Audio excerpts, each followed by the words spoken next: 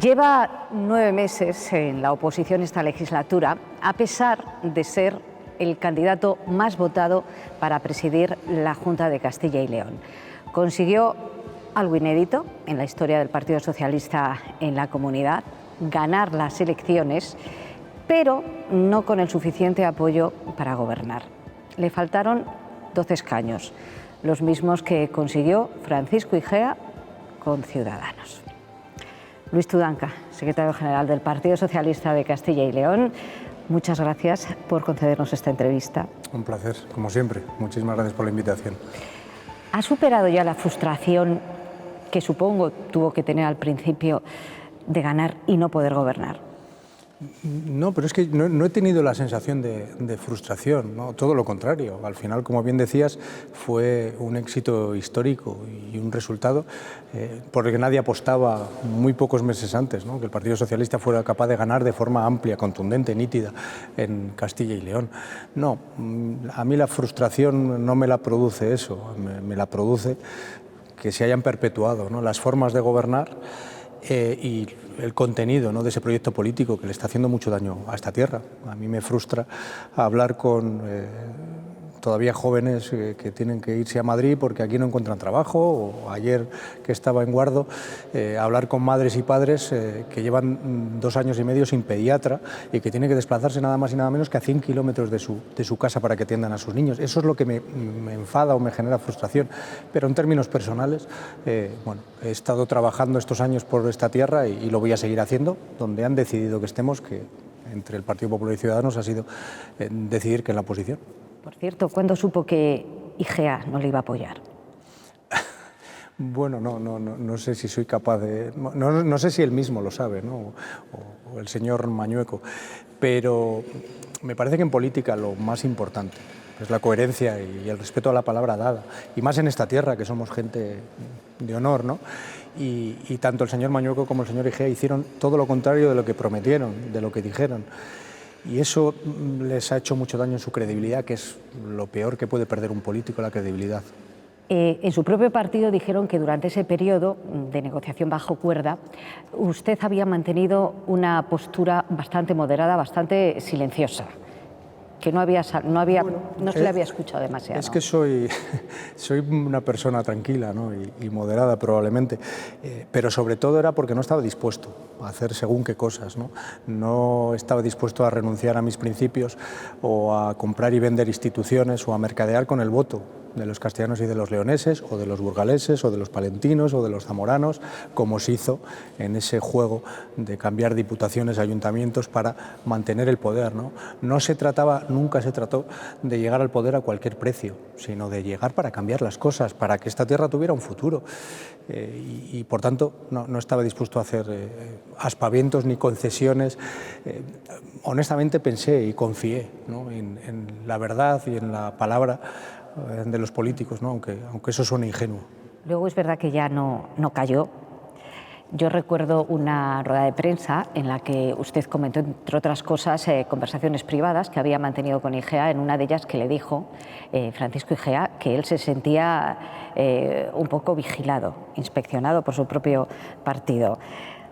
Bueno, esto lo hemos visto luego en esta catarsis o en esta descomposición que estamos viendo en la derecha en este país, ¿no? Son capaces de cualquier cosa en esas batallas de poder. Lo hemos visto en las primarias que celebraron, lo hemos visto incluso en el Partido Popular también, con los ataques internos que acabaron incluso con la dimisión de una vicepresidenta, bueno, fruto de una guerrilla dentro del partido.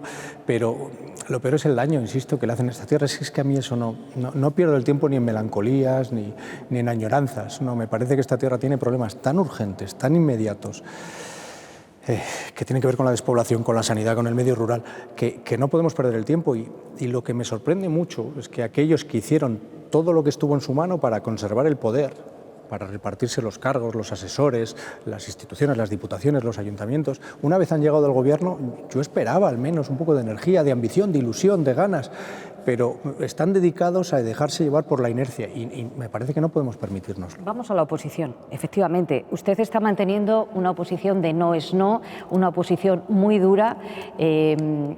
tampoco aporta demasiadas propuestas. Bueno, le digo algunas. En estos apenas 9 meses que llevamos en las Cortes de Castilla y León, el Grupo Parlamentario Socialista hemos presentado 700 iniciativas en las Cortes. 700. 4 veces más que el resto de los grupos del Parlamento juntos. Por tanto, es claro que hemos hecho iniciativas. Hemos propuesto una reforma del Estatuto de Autonomía para blindar la sanidad, la educación o la atención a la dependencia, para blindar la renta garantizada de ciudadanía. Hemos hecho propuestas para una ley de cambio climático, una ley de la diversidad sexual, una ley para restringir una actividad tan peligrosa como el juego, medidas para la igualdad, la brecha salarial, para el medio rural, medidas para hacer una fiscalidad favorable en el medio rural que garanticen la fijación de población, una bajada de tasas universitarias, la gratuidad de los libros de texto. Esto lo hemos llevado al Parlamento. Ha sido el Partido Popular y Ciudadanos los que han votado que no. Es la primera vez en la historia de esta comunidad autónoma que las primeras leyes que se debaten en el Parlamento las presenta la oposición. La primera vez. Ahora, ¿dónde hemos sido muy contundentes y lo vamos a seguir haciendo? Siendo, en fin, en la corrupción que sigue campando a sus anchas por esta comunidad autónoma, o cuando nombran al señor Maroto, dirigente del Partido Popular Vasco, senador por Castilla y León, empadronándole en un pueblo de Segovia, o cuando nombran a Cosidó, exdirector general de la policía y jefe de la policía política del Partido Popular, de los que hemos conocido, que han utilizado ahora fondos reservados para hacerse la guerra interna. Ahí vamos a ser muy duros, porque no solo porque la corrupción o la lucha contra la corrupción sea una exigencia ética, sino porque hemos escuchado en los tribunales a empresarios decir que no invertían aquí y por tanto no creaban empleo y por tanto provocaban que gente se tuviera que seguir marchando, porque a Castilla y León la llamaban los empresarios Sicilia y León. Esto es lo que ha pasado. Y ante eso no me resigno. Quiero preguntarle de las comisiones de investigación. Hay varias abiertas, entre ellas la de los terrenos del Portillo, los terrenos del edificio de la Perla Negra. ¿No tiene la sensación de que las comisiones de investigación parlamentaria van muchísimo más lentas de lo que van los tribunales? Sí, por supuesto, pero bueno, eso tiene también unos responsables. En la pasada legislatura estuvo 3 años creada, constituida y teóricamente en funcionamiento la Comisión de Investigación de la Trama Eólica y todas esas demás tramas que usted citaba. El Partido Popular la bloqueó. El Partido Socialista acudimos a los tribunales y el Tribunal Constitucional dictó una resolución por vulneración de derechos fundamentales contra el Partido Popular en las Cortes de Castilla y León. Estos sacrosantos defensores de la Constitución española fueron conminados por el Tribunal Constitucional por vulnerar derechos fundamentales. Son ellos los que bloquean, ¿no? ¿Qué me sorprende? Que esta legislatura algunos adalides de la nueva política hayan caído en los viejos errores, ¿no? Intentando tapar las tramas de corrupción, intentando dilatar los tiempos de investigación en las Cortes. Eso me parece que aporta muy poco a que las cosas cambien en Castilla y León. Vuelvo a insistir, esto no es solo corrupción, es también pérdida de oportunidades. Estábamos hablando solo en estas tramas de corrupción, incluidas las irregularidades en la privatización del Hospital de Burgos, de 700 millones de euros que podían haber ido a crear industria, a crear empleo, a hacer infraestructuras, a construir centros de salud. Esto es lo grave, ¿no? Hablando de millones de euros, 142 millones de euros, ese es el dinero que está en el aire, un IVA correspondiente al último mes del año 2017 que el Gobierno central no tiene intención de devolver a la Junta de Castilla y León. La Junta de Castilla y León ya ha dicho que va a agotar, ahora lo ha dicho, que va a agotar todas las vías, que acudirá a los tribunales. ¿Está con ellos? ¿En eso sí que está con ellos? Sí, ya tuvimos este debate la pasada semana en las Cortes, recordando primero que este dinero se debe porque el señor Montoro y el señor Rajoy no lo pagaron, pero eso no es excusa para que no llegue. Este Gobierno, aunque sea de otro color político, tiene que darle a las comunidades autónomas el dinero que no llegó. Hemos pedido que, y así lo aprobamos unánimemente, que fuera mediante una negociación, pero desde luego la Junta tiene todo el apoyo del Partido Socialista para reclamar por los medios que sean ese dinero que nos dejó a deber el Partido Popular, pero que tendrá que solucionar y pagar, como casi siempre, el Partido Socialista. Hay otra asignatura pendiente para el Gobierno de Pedro Sánchez, para ese Ejecutivo, gobierno de coalición también con Podemos, sacar adelante el nuevo modelo de financiación autonómica. Tal y como están las cosas, y por lo que se está viendo, va a tener muchísimo peso Cataluña. No sé en qué puesto, en qué lugar va a quedar la solidaridad autonómica. Le quiero preguntar qué sintió usted cuando vio a Pedro Sánchez ser recibido como un jefe de Estado de tú a tú por el presidente de otra comunidad autónoma, por la Generalitat de Cataluña. ¿Qué sintió? Yo lo siento, pero le tengo que decir que no es verdad. Recibió a un presidente de una comunidad autónoma, como va a recibir a todos los demás presidentes de todas las comunidades autónomas. Y además estas rondas se suelen hacer por orden de aprobación de los estatutos de autonomía. Lo han hecho todos los presidentes del gobierno a lo largo de toda la historia. Por cierto, lo que sucedió en Cataluña, los referéndums ilegales, las declaraciones unilaterales de independencia, la huida de Puigdemont, esto sucedió también con Rajoy en el gobierno, que es que parece que se les olvida. Pero en términos de responsabilidad, lo que hemos hecho en esta comunidad autónoma, con ese otro Partido Popular que lamentablemente ha desaparecido, con el que sí se podían llegar a acuerdos, el Partido Popular de Herrera, con el que llegamos a acuerdos en materia de ordenación del territorio, de defensa de un modelo de reforma de la PAC, de la Política Agraria Común, o de política industrial. También llegamos a un acuerdo en materia de financiación autonómica, porque la financiación autonómica no va a ser una batalla entre partidos, no va a ser una batalla entre territorios. Yo el otro día le decía al portavoz del Partido Popular, es que tus compañeros del Partido Popular de Valencia, de Cataluña o de Aragón van a defender lo mismo que tú aquí. No, no lo van a defender. Cada comunidad autónoma tiene el derecho y el deber de defender lo que nos convenga aquí. Y aquí tenemos firmado un acuerdo que defiende un modelo de financiación autonómica que tenga en cuenta la despoblación, el envejecimiento, la lucha por el reto demográfico, el coste efectivo de los servicios en el medio rural. Parece que echa de menos a Herrera. No, yo no. Creo que le echan de menos muchos votantes del Partido Popular que se sienten huérfanos. Honestamente, esta comunidad autónoma ha sido capaz de llegar a grandes acuerdos entre todas las fuerzas políticas, siempre con el PSOE en la oposición, es verdad, porque el Partido Popular cuando está en la oposición le cuesta mucho mantener posturas de Estado. Nosotros tenemos muy claro que vamos a defender los intereses de Castilla y León. Lo primero, de hecho, lo que sucedió en esas semanas de constitución del pacto de gobierno aquí fue que vinieron los hombres de negro del Partido Popular y de Ciudadanos de Madrid a decirnos lo que tenían que hacer y nos intervinieron en la práctica. Nosotros vamos a defender los intereses de Castilla y León, lo hemos demostrado con el IVA, lo hemos demostrado pactando los intereses de comunidad siempre con el gobierno, pero tienen que poner un poco de su parte, porque si me permite, una de las cosas que decía este acuerdo de financiación autonómica también habla de corresponsabilidad fiscal. Es decir, las comunidades autónomas del PP lo que no pueden hacer, lo que no pueden pretender es seguir perdonando impuestos a los ricos, como han hecho suprimiendo el impuesto de sucesiones y donaciones aquí, a los que tienen un patrimonio ingente, y luego pedir más dinero al papastado, porque ese dinero sale de los impuestos también de los ciudadanos. Pero hablamos de corresponsabilidad fiscal y a mí se me viene a la cabeza el cupo vasco. Todos los gobiernos centrales están gobernando con el apoyo de los nacionalistas vascos. Pero que el sistema de financiación del País Vasco es que está en la Constitución española. Entonces, podemos discutirlo, pero con eso que ha jugado mucho el Partido Popular aquí y Ciudadanos cuando todavía existían, olvidan que está en el acuerdo constitucional. Fíjese que es muy curioso, le hablaba antes del señor Maroto, es que el señor Maroto, que ha sido alcalde de Vitoria, que defendía el cupo vasco, que defendía que Treviño fuera de Álava, le han nombrado senador, así que por Segovia. Entonces ahora ya no le acepto a la derecha de aquí lecciones en eso.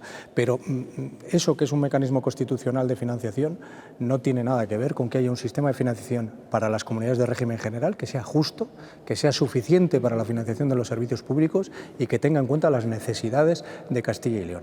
Pero no podemos perdonarle los impuestos a las 800 personas más ricas de la comunidad autónoma, que son los beneficiarios de la supresión del impuesto de sucesiones y donaciones aquí, y luego pedir más dinero porque no nos llega para la sanidad o para la educación. No, los recortes que han hecho en los últimos tiempos son fruto de sus políticas. Vamos a empezar a pisar territorio, y hablando de territorio, hay una parte de la comunidad que últimamente, ya llevan años, pero ya lo están manifestando, no se sienten para nada identificados con el gobierno de la comunidad. Hablamos de León. Cada vez hay más voces pidiendo la segregación, una autonomía para el Reino de León. ¿Han sido ustedes, tanto Partido Socialista como Partido Popular, lo suficientemente duros con aquellos concejales y representantes públicos, incluso alcaldes de sus partidos, que han apoyado esas mociones pidiendo, a la larga, es pedir la segregación? Bueno, primero, no hay cada vez más voces. De hecho, hace 10 años que esto ya sucedió, se aprobaron estas proposiciones, por ejemplo, en la Diputación Provincial, que sí tiene una representación global de toda la provincia leonesa. Ahora no. Ni siquiera se ha llevado esta moción por parte de la Unión del Pueblo Leonés a la Diputación Provincial y no se aprobaría si se llevara. Por tanto, coloquemos el debate en los términos justos. ¿No cree que ahora hay más sensación de desamparo por parte de desarraigo? Eso sí, porque el tiempo ha empeorado la situación en León y en Soria, y en Ávila, y en Zamora, y en Salamanca, fruto de un proyecto político que ha dejado abandonados a los territorios. Esta es la comunidad autónoma con más desequilibrios de España, en términos de renta, de población, de infraestructuras, de oportunidades, de empleo, y eso es lo que provoca un sentimiento de frustración y de agravio en León, pero también en otras zonas, que hay que respetar, que hay que comprender y sobre todo que habría que solucionar, porque si seguimos con la misma política vamos a seguir consiguiendo los mismos resultados. Y claro, si uno va a zonas con un problema gravísimo de desindustrialización, de oportunidades, bueno, la gente está viendo como generaciones enteras se marchan. Antes se marchaban a Madrid, a Barcelona, a Bilbao, ahora se han estado yendo a Berlín, a Londres, a América. Y claro, eso es muy duro. ¿Va a ir a la manifestación del domingo? Sí, va a estar allí. Sí, yo voy a estar en la manifestación de León, una manifestación que no está convocada para defender la autonomía leonesa, está convocada por los sindicatos para defender una mesa por el futuro de León, planes que reduzcan los desequilibrios, que apuesten por el desarrollo de todos los gobiernos, de todos. Yo aquí vamos a ser muy exigentes con la Junta de Castilla y León, pero lo vamos a hacer también con el Gobierno de España, que se ha implicado. Estuvo la vicepresidenta de Reto Demográfico y Transición Ecológica reunida en León y vamos a trabajar por el desarrollo de León. Pero esto lo he defendido siempre. Yo recuerdo cuando Zapatero, que ha sido el único presidente que se ha ocupado de esto, de lo que no ha hecho la Junta, de lo que no ha hecho el Partido Popular aquí nunca, que es de tratar de generar desarrollo en zonas que lo necesitaban, cuando hizo el Plan del Oeste, bueno, recibió críticas furibundas y se trataba precisamente de eso, de reequilibrar. Porque además yo soy un defensor de que si a tu vecino le va bien, a ti también, vas a mejorar. Tenemos que conseguir que esta comunidad autónoma, que tiene enormes posibilidades y oportunidades, crezca de manera más uniforme. No quiero que se nos vaya el tiempo de esta entrevista sin hablar del problema de la sanidad en la comunidad, del que han hecho también su caballo de batalla. La propuesta de la Junta de Castilla y León, liderada por Francisco Igea, vicepresidente de la Junta de Castilla y León, para reorganizar la asistencia sanitaria en el mundo rural, no gusta. No gusta, digo, cuando me refiero a no gusta, es ni a los profesionales sanitarios ni a los propios ciudadanos que viven en el medio rural. ¿Qué pone usted sobre la mesa? Porque a ustedes tampoco les gusta. No, en absoluto. Yo quiero que me diga qué propondría usted, cómo se podría arreglar, porque la realidad es que los médicos no quieren ir a los pueblos. Mire, en esa batería de propuestas que le decía al principio, le hablaba del blindaje en el Estatuto de Autonomía con un suelo social, de la inversión mínima en sanidad pública, en educación pública o en servicios sociales de atención a la dependencia, ¿no? Eso ayudaría a evitar recortes como se han hecho. Hemos propuesto un plan de inversiones sociales prioritarias, porque hacen falta hacer nuevas infraestructuras en centros de salud, en consultorios, que se han abandonado durante muchos años. Se aprobó, como hemos exigido durante mucho tiempo, un decreto de incentivos para cubrir puestos de especial dificultad en el medio rural y no se está aplicando. Incentivos es pagar más a los médicos para que se queden. Pero incentivos económicos y como hablaba ayer también en Guardo con las familias, a veces son incentivos en materia de, digamos, carrera profesional. Es que se están haciendo contratos tan precarios, de 3 meses, de 6 meses, a los médicos, que es imposible, que se marchan, porque en otras comunidades autónomas y en otros países les ofrecen condiciones más estables, más dignas. Por tanto, es un problema de recursos económicos, de creerse la sanidad pública, de apostar por el medio rural, porque el Partido Popular y Ciudadanos, la derecha, trata de convencernos de que desde el punto de vista técnico no se puede hacer otra cosa. Pero es que si no somos capaces de vincular la prestación de servicios públicos, fundamentalmente la sanidad, a la lucha contra la despoblación, es que no han entendido nada. En el medio rural hace falta empleo, pero hace falta también buenos servicios públicos, porque ¿cómo se van a quedar una familia a vivir en Guardo y en la comarca si saben que el día que su hijo se ponga malo van a tener que hacer 100 kilómetros para llegar a que les atienda un pediatra a Palencia, al centro de salud? 100 kilómetros que por esas carreteras y en invierno pues puede ser, quienes tenemos hijos sabemos que 10 minutos de un hijo enfermo es un sufrimiento, en fin, ya sin ponernos en mayores dramas, pero eso está pasando en nuestra comunidad autónoma. Entonces, escucharles esa chulería, si me permite la expresión, que manifiestan ante cualquier crítica sobre lo que le están haciendo a la sanidad pública, después de manifestaciones con miles y miles de personas en las calles la pasada legislatura, con la oposición de todos los colectivos, de las plataformas de defensa de la sanidad pública, con el sufrimiento de los profesionales. Ayer había 4 médicos de los 14 de plantilla en el centro de salud de Puebla de Sanabria. Esta es la realidad de la sanidad rural. Entonces necesitamos invertir recursos y necesitamos un plan de inversiones sociales prioritarias, incentivos para los profesionales, mejoras en el transporte sanitario, pero para esto hacen falta recursos económicos que tienen que salir de algún sitio, de los que más tienen. Si no, estaremos engañando a la gente. Yo hay muchos temas que le quiero preguntar, porque quiero hablar también de su relación con su partido. Cuando usted ganó las elecciones, obtuvo, por méritos propios, un sillón privilegiado, quiero decir, de cara a su propio partido, entre los varones del Partido Socialista. ¿No cree que ahora que ha ganado pero no ha gobernado, esa situación se ha visto un tanto perjudicada? Bueno, no sé muy bien a qué se refiere, pero en todo caso no creo en los varones, no lo he creído. No. He defendido desde el principio que este partido, el mío, el Partido Socialista, y creo que está en la base del éxito que hemos tenido también electoral, tenía que mejorar, democratizarse más, atender más a la voz de la militancia y ser más permeable a la sociedad. Creo que el éxito del PSOE en 140 años de historia que tenemos, nada más y nada menos, es entender bien lo que necesitaba la sociedad, que iba cambiando, y cómo le podíamos prestar un mejor servicio. No tengo ni el más mínimo interés, ni pierdo el tiempo ni en batallas de liderazgos, ni en influencias. ¿No le preocupa que desde fuera se vea a Óscar Puente como el líder de los socialistas? No. De hecho, creo que el éxito plural del Partido Socialista en Castilla y León y en toda España, yo me dedico a trabajar por Castilla y León, no tengo más aspiración, tenía posiciones más cómodas en tiempos mucho más difíciles que esta, y esta comunidad me parece que merece la pena que haga todos los esfuerzos como está haciendo mucha gente. Pero fíjese, tenemos al portavoz del Senado, que es de Burgos, del Partido Socialista, la presidenta de los socialdemócratas europeos, que es de Valladolid, Irache García y Ander Gil, Óscar Puente, que es el alcalde de Valladolid y portavoz de la Ejecutiva Federal, pero es que gobernamos en más de la mitad de los ayuntamientos de más de 20.000 habitantes de esta comunidad, gobernamos la Diputación de León, pero todo eso no me aporta nada, no me vale de nada. Lo que me preocupa y ocupa es que todo eso sirva para que la gente que vive aquí pueda quedarse y tenga un futuro mejor para sus familias. Acaba de nombrar el Partido Socialista al tercer delegado del Gobierno en la comunidad en unos meses, Javier Izquierdo. Fue concejal en el Ayuntamiento de Valladolid al lado de Óscar Puente, ahora es delegado del Gobierno en la comunidad.